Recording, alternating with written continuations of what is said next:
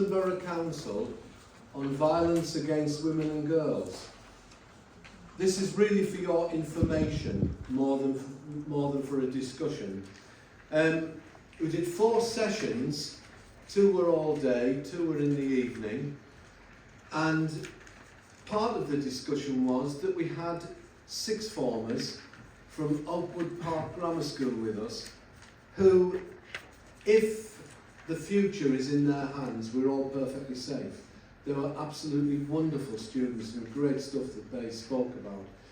But we want to do something regarding violence against women and girls in Swale.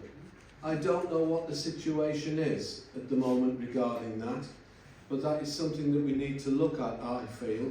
It's very, very important. It's a subject close to my heart. I was hoping Dolly was going to be here tonight. Dolly was coming.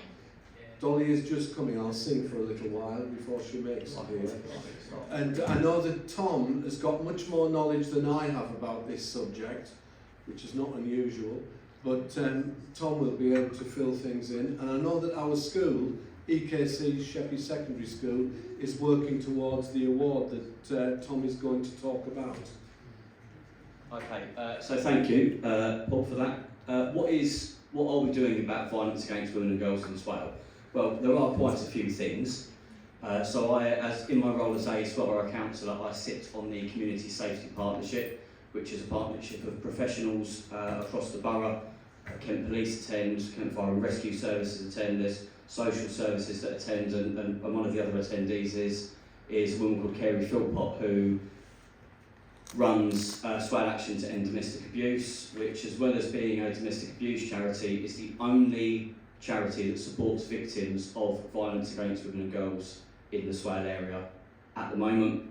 They have a very big casework, a very big casebook at the moment of people that they are supporting. And I think it's important for people to educate themselves about the signs of abuse and have really difficult conversations with their friends if they think that something isn't right. And I'm not necessarily talking about women, victims, or survivors in here, but I'm actually talking about perpetrators. So a lot of what I do with the White Ribbon Charity, the White Ribbon Charity was set up in the late 80s, early 90s after a school shooting in Canada, where a male student got, it was like a technology school, and he didn't get a place, and he felt that he should have got a place over women because he thought that men were more skilled in those roles than women, and that wasn't, a woman's place was in the kitchen, that kind of misogynistic attitude. And he went in and shot quite a few of the female students, and I think he might have killed a couple of the staff as well. Following that, a group of male students that were at the university set up the White Ribbon Charity, the White Ribbon Organisation, which is now a global organisation that seeks to stamp out violence against women and girls by addressing negative behaviour in men and boys, which I think at the moment is incredibly important, because I don't know, how many of you have seen Adolescence on Netflix?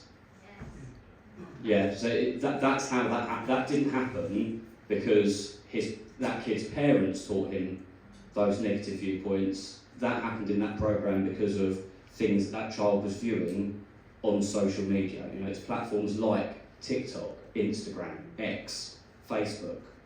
That's where a lot of this harmful, misogynistic attitude, and it really is just being fed to people. Like, it's awful, some of the content that's online. Thankfully, the government have introduced the Online Safety Bill, which has put a blocker on young people from. Nothing's ever going to completely stop it, but one of the things that the Online Safety Bill has done is it's made it much harder for young people to access pornography online, because it's now a mandatory requirement that for pornography sites in the UK they have to have a paywall, so you have to use a credit card to prove that you're over the age of 18 in order to access it. Well, that means that because before, young children, if they've got a phone and they've got internet, they're able to access that. And for an adult who enjoys that sort of material as part of a healthy lifestyle, it's one thing, but for a child that has no experience of sexual relationships, actually watching some of that content gives young boys a very negative attitude towards women and very unrealistic expectations about what a healthy sexual relationship should be like. And this is quite an uncomfortable thing to stand up in front of people and talk about, Because we are talking about sex, we're talking about sexual assault, we're talking about rape, we're talking about domestic abuse, and these really aren't pleasant topics, but it is so important that we all understand the issues that young men are facing in this country. Don't get me wrong, the real issue is the violence against the women. I'm not trying to detract from that, that is the real issue, but it's the content that young men are able to access. It's the things that they're seeing that are telling them not just to do it. This is fine. This is okay. There's another really good documentary on Netflix at the moment that my stepdaughter had to watch. I was told to watch in a sociology class called. It's a Louis Theroux about the manosphere. That is wild. Like, that is scary stuff. Really, really scary stuff. So what can we do about violence against women and girls? So the main thing is we can challenge, as men, the main thing that we can do is we can challenge our friends when they make really negative comments about women. That's one thing that all of the blokes in this room can do. It doesn't have to be really, I'm not asking you to get all preachy about it, just, it's a bit much, mate, innit? Come on. That's a human. How would you feel like it's your mum, that someone else just talked about, or your sister, or your daughter? Try and frame it in that way, and that can have quite a positive outcome. The Community Safety Partnership gets to access money from the Kent Police Crime Commissioners Fund, so that the Police Crime Commissioner issues money, it's called Safer Streets funding, to various boroughs that have got problems. And Swale is quite lucky. No, it's not lucky because we have high levels of crime, that's not a good thing. But we're able to access funding through that in Sittingbourne and on the Isle of Sheppey. And we have our MP tonight here, so hopefully he'll take us on board, because one of the things that I'm worried about is when they get rid of crime commissioners, what's going to happen to that funding? Where is it going to go? Is it still going to be there? I think a really good idea would be for it to be allocated to the Chief Constable. It'd be the same application process, it'd be exactly the same thing. You're just changing the person that issues the money, but at the moment we haven't had confirmation on how that's going to happen come through from the Home Office. Some of the stuff that we have done with the Safer Streets funding is, some of the stuff's really weird, like, the road where Brian's Electronics is, up to the leisure centre. What's that road called?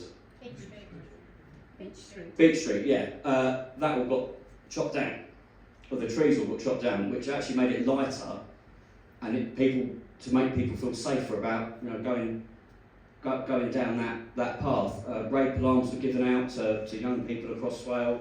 A lot of anti-spike stuff was issued, and we have a domestic abuse conference each year, which takes place last year it was in Faversham.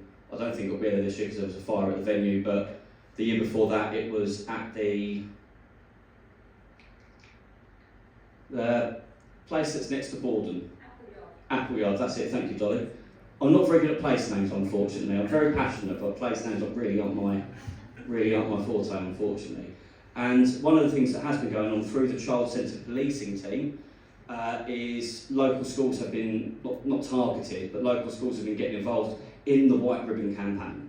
And that's the accreditation that Paul was talking about. So that is so that in an organisation you would have X amount of staff that were White Ribbon ambassadors or White Ribbon champions. You have to run events each year, and it's about encouraging positive masculinity, and it's about encouraging positive attitudes towards women and girls. Because ultimately, the people committing violence against women and girls overwhelmingly is men. So it really is men's responsibility. What I absolutely hate seeing is when a young girl gets to tell she shouldn't have worn that. Well, what was she doing at that time of night? Well, no, actually, she was in the right place at the right time. She was going home from a nightclub after a night out with her mates. The real issue is some bloke thinking it's acceptable to do that. That's the actual issue. And I know that other schools in Kent are doing the White Ribbon thing through some of the funding that's come from the Child Centre Policing team. I don't know where the money's coming from at EKC. Probably direct from EKC. Probably direct from EKC, Yeah. but that's not confirmed. So that is what we're trying to do about violence on women and girls, because it is such a pervasive issue. I can't recall the stats off the top of my head, but it's damning. It really is bad, the amount of women that say they experience sexual harassment, at work. Like, what's that all about? Or just walking down the street, catcalling. That's the sort of behaviour that the White Ribbon campaign is trying to eradicate. Because if we do that, we can have a real societal shift, a societal change, and hopefully actually start to get those numbers down and women and girls feel safe. There is a programme, I think it's going to be on Channel 4, about a curfew. I think the idea of it is that men aren't allowed out of their homes after a certain time in the evening to keep women and girls safe. I think that would be a very interesting drama to watch when it does get released, and I will certainly be watching it, because I think that would be quite an interesting concept to play out. Does anyone have any questions? Dolly? So, full vote to me. Would you like to say a few words? You can come up if you want.